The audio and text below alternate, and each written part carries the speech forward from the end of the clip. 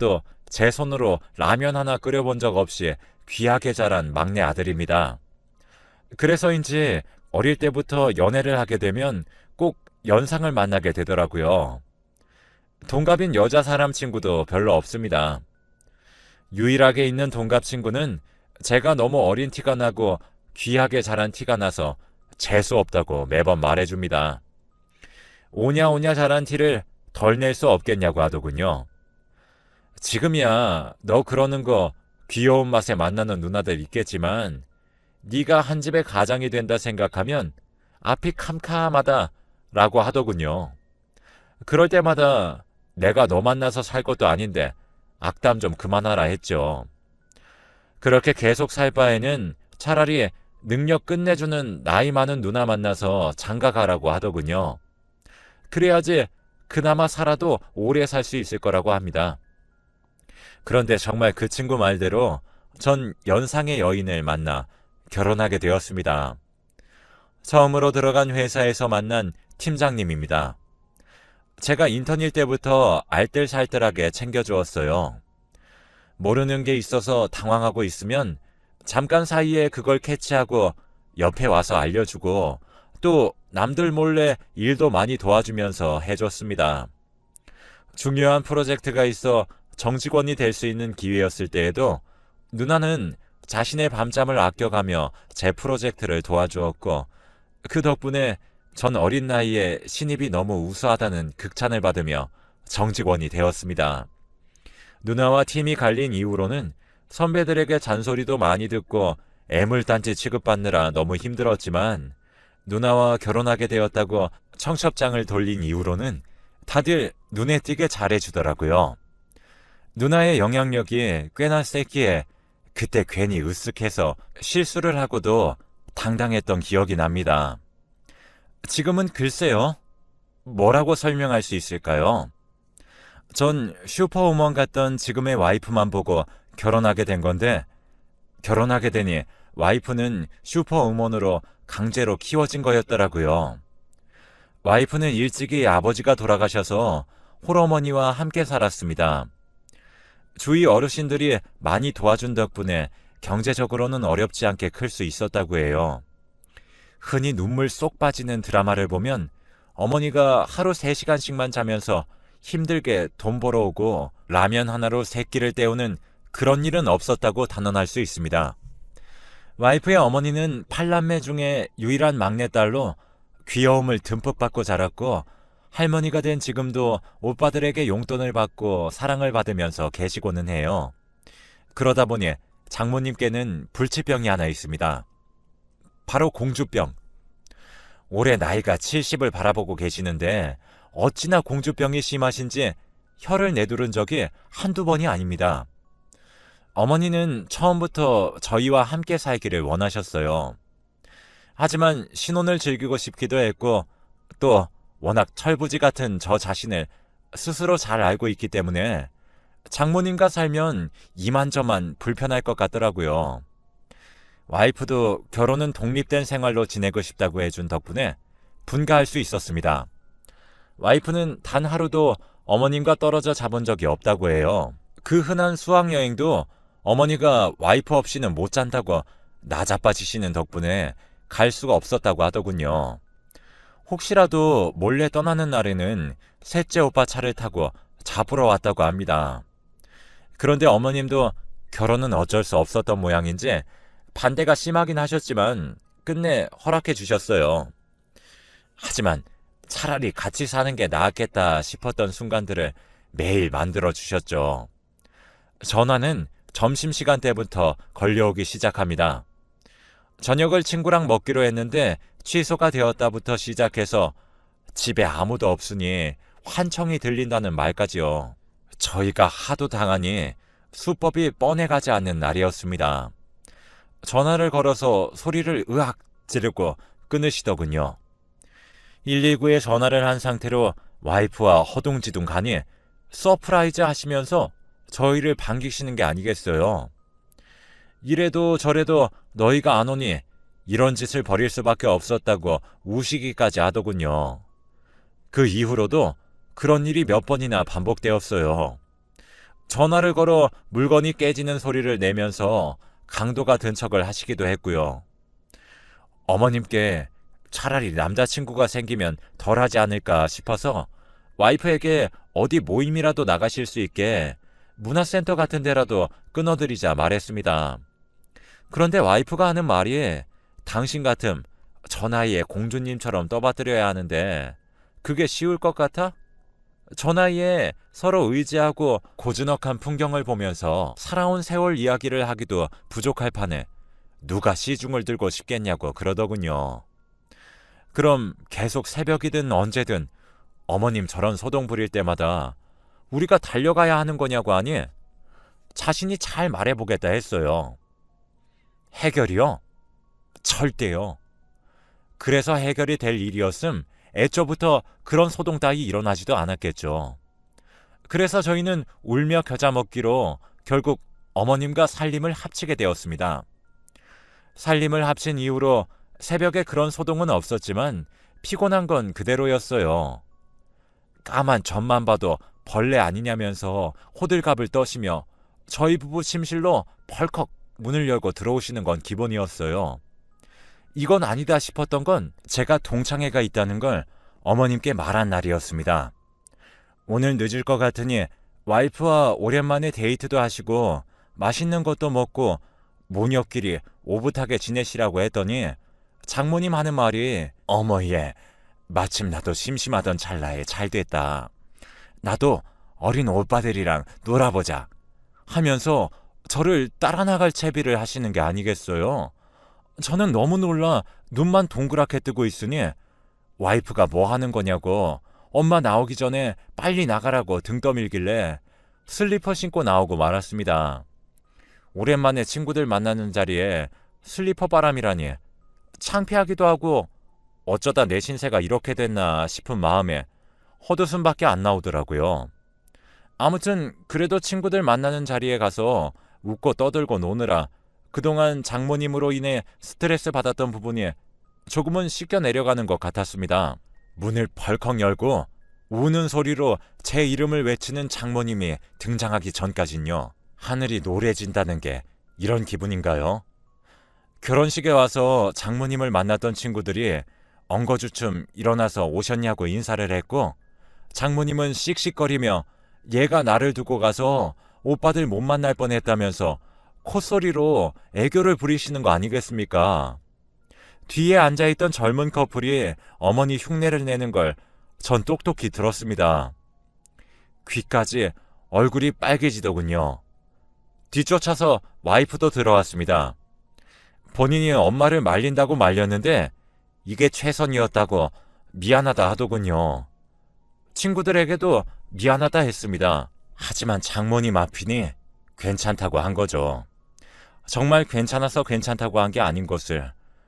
어머님은 거봐 괜찮다잖아. 내가 있어서 분위기가 산다니까 하면서 본인이 살아온 이야기부터 시작해서 별의별 이야기를 하시며 누가 말이라도 꺼낼라 치면 눈치를 주는 겁니다. 어디 어른이 말하는데 잘라먹고 지 이야기를 하냐면서요. 어머님은 모임에서 단 5분도 본인이 주목받지 못하는 걸 견디지 못하셨어요. 교도는 저희 둘만 하면 되는 걸 동창회에서 제 친구들과 함께 다 같이 하고 왔습니다. 그 와중에 제 친구 놈이 어머님께 젊게 사시는 모습을 보니 참 귀여우시다 그렇게 말해버리는 바람에 어머님이 또 따라오게 생겼지 뭡니까? 그래서 와이프와 저는 거의 강제로 어머님을 문화센터에 데려다 드리기 시작했습니다. 그런데 문화센터 원장님이 전화를 걸어 제발 어머님을 데리고 가라고 사정사정을 하더라고요. 거기 있는 할머니 할아버지들과 싸우고 다니신 거예요. 자기가 급이 많니 안 많니 늙은이들이랑은 이래서 말을 섞을 수가 없다면서 같은 방에 있는 것조차 혐오스럽다고 나자빠지셨대요. 저희가 가니 오히려 자기가 한 대 맞은 것처럼 엉엉 울며 하소연을 하시는데 어떻게 해야 할지 모르겠습니다. 그걸 작게 카페를 운영하던 친구에게 말을 했어요. 어머님께 귀엽다고 했던 녀석이요. 동네가 작고 오는 손님들도 한정되어 있으니 어머님 소소하게 용돈벌이 하실 수 있게끔 자기네 카페에서 아르바이트를 하시는 건 어떠냐는 거예요. 주변에 노인정도 있고 하다 보니 젊고 신사적인 할아버지들도 많이 온다고요. 일하다가 눈 맞으면 저에게도 일석이조 아니냐고 하길래 아침 출근길이 아무리 멀어도 매번 친구네 카페까지 모셔다 드렸습니다. 어머니가 물론 처음에는 자기 힘든 일 하는 거 싫다, 남의 비위 맞추는 건 딱 질색이라고 하시더니 귀엽다고 했던 그 친구 기억 안 나시냐 했더니 좋다고 하시더라고요. 아마 제 친구에게 온갖 귀여움 받을 생각을 하셨겠죠. 남이니 친구가 욕도 못할 것까지 다 계산한 게 아닐까 싶습니다. 아무튼 그렇게 카페에 일을 다니기 시작한 어머님이 언제부터인가 본인을 더 화려하게 가꾸기 시작하셨습니다. 와이프 아버님이 돌아가실 때 남겨주신 유산이 워낙 많았던 것도 있지만 어머님네 집이 잘 살던 것도 있고 오빠들이 많다 보니 용돈으로 준 돈들도 어마무시했기 때문에 어머님은 원래도 본인을 화려하게 꾸미셨거든요. 요즘 유행한다 싶은 고가 브랜드의 가방과 옷, 신발, 나이트 조명을 연상시키는 희한한 보석까지 다 가지고 계셨는데 그 전과는 비교가 안 되게 꾸미기 시작하셨어요. 와이프가 못 참고 엄마 그러니까 졸부 같잖아 할 정도였어요. 어머니는 그래도 아랑곳하지 않고 우리 그이가 내가 이렇게 입는 게 그렇게 귀엽대잖니 하면서 백화점을 드나주셨고 10손가락 빼곡히 보석 반지를 차고 카페 아르바이트를 다니셨습니다. 그런데 이상한 게 하나 있었어요.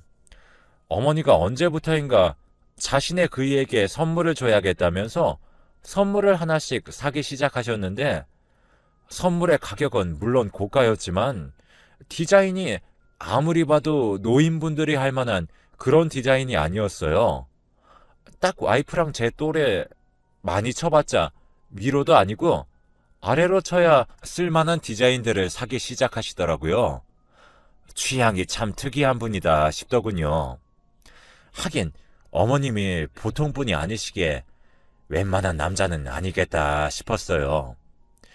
와이프랑 저도 슬슬 어머님의 그이에 대해 궁금해지기 시작했고 소개해달라고 꼬시기 시작했습니다. 하지만 어머님은 그이에 대해 조금만 자세히 물으면 입을 싹 닫으시더군요. 결국 친구에게 전화를 걸어 물어봤습니다. 카페에 자주 오는 남자분들 중에 어머님이랑 사귀는 것 같은 사람 없냐? 어머니가 누굴 만나긴 하는 것 같은데 어떤 남자인지 도통 알려주시지 않는다. 너무 궁금해서 미칠 것 같다. 생각보다 깊은 사이인 것 같다.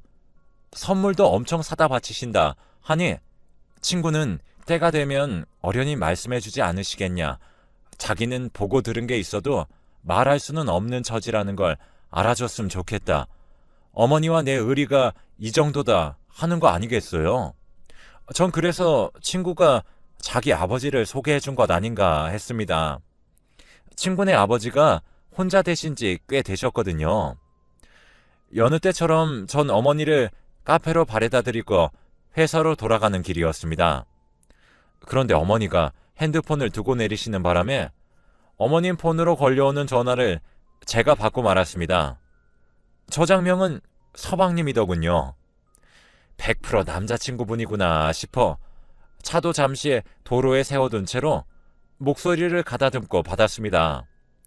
그런데 웬걸 영상통화 속 환하게 웃고 있는 건 제 친구놈이 아니겠어요? 저장명이 서방님이더라. 이게 대체 무슨 상황이냐 설명해달라고 하니 그때 카페에 막 들어선 어머님이 제 친구를 향해 더는 비밀 연애 못하겠다면서 당당하게 밝히자고 하는 거 아니겠어요? 자기야, 우리 둘이 불륜도 아니고 서로 깨끗한 상황에서 만나는 건데 숨길 게 뭐가 있냐? 이렇게 하시면서요. 친구는 많이 당황스러운 눈치였지만 이내 침착한 목소리로 저를 향해 우리 둘이 사귄다면서 응원해달라고 하더군요. 다른 친구들한테 자기가 말할 때까지는 비밀로 해달라고 하더군요. 전 이렇다 저렇다 아무런 말도 할 수가 없었고 차를 운전해 회사로 갈 수도 카페로 갈 수도 없었어요. 회사에서 왜 이렇게 안 오냐고 전화가 왔을 때에도 아무런 대답하지 못하고 어안이 벙벙해 있으니 아프냐고 하더군요. 정 엉엉 울면서 와이프에게 전화를 했습니다. 지금 어디쯤인데 도저히 운전을 해서 갈 수가 없으니 나를 데리러 와달라고 했어요. 사실 와이프가 저보다 충격을 더 받을 테지만 그때 제 심정은 누구의 충격을 배려해 제 감정을 숨길 수 있는 이성이 없었답니다. 와이프가 왔고 와이프에게 모든 사실을 털어놓았어요. 그리고 그 차에서 저희는 해가 저물 때까지 아무런 말도 않고 멍만 때리고 있었네요. 흘러가는 강물처럼 어머님에게도 그냥 흘러가는 마음이겠거니 매일같이 기도했습니다. 친구를 찾아가서 정신 차리라고도 했어요. 어머님 뻘이다. 이럴 거면 차라리 방탕하게 이 여자 저 여자 아무 여자나 만나고 살아라 했습니다. 아버님보다도 나이가 많은데 진짜 제정신이냐? 진지한 거냐고 하니 친구는 무릎을 꿇더군요. 자기 이해 못할 것 알고 이해를 부탁하지도 않겠다. 결혼은 하지 않을 테니 우리 둘이 만나는 거 방해만 하지 말아달라 하더군요. 넌 진짜 미친 자식이라고 욕하고 뺨을 쳤습니다. 친구들한테도 다 말할 거라고 네가 욕먹어서 정신 깨우치기를 난 그렇게 빌 거라고. 그 일이 있고 나서는 어머님이 짐을 싸서 나가셨어요. 돈이 될 만한 보석 같은 것들 싹 챙겨서 나가셨더라고요. 편지 하나만 있었습니다. 내 사랑을 존중하지 못하는 사람들은 벌레같이 느껴져서 단 1분 1초도 함께하고 싶지 않다고요. 유산도 저희에게 남겨줄 것은 단 영원이니 잘 먹고 잘 살라고 하시면서 자신이 죽으면 그때 육개장 한 그릇 줄 것뿐이라고 하셨습니다. 갈 곳은 뻔했지만 저희 둘은 찾지 않았습니다. 저희 둘의 정신을 부여잡고 회사 나가는 것만 해도 빠듯하였으니까요. 그렇게 생각보다 긴 시간이 지났습니다. 와이프와 저 사이에 아이가 생겼고 그 아이의 도를 3개월 정도 앞둔 시점이었어요. 어머님에게서 먼저 연락이 왔습니다.